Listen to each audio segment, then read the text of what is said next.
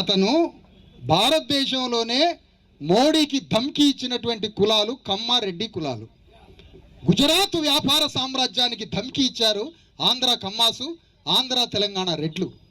అలాంటి భారతదేశంలో ప్రపంచంలో ట్రేడింగ్లో ఉన్నటువంటి రెడ్డి కమ్మ దొరల యొక్క రాజ్యాన్ని కాపాడుతున్నటువంటి రేవంత్ రెడ్డి చాలా షార్ప్ పొలిటీషియన్.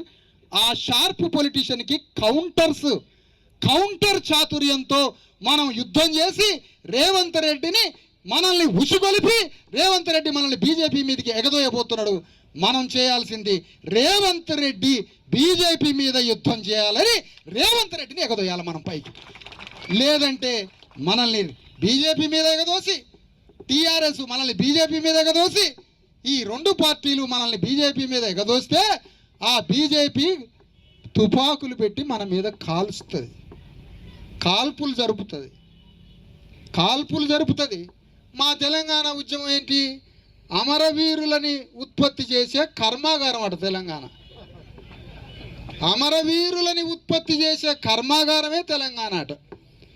మాకు సోషలిజం కాదు కావాల్సింది తెలంగాణకి. మేము అమరవీరులు అయినవా లేదా? మా మీద ఎందుకు తుపాకీ? బీజేపీ మా మీద ఎందుకు తుపాకీ పెట్టి పేలవాలా? ఆ రేవంత్ రెడ్డి మీద పెట్టి పేలవరాదు, కేసీఆర్ మీద పెట్టి పేలవరాదు.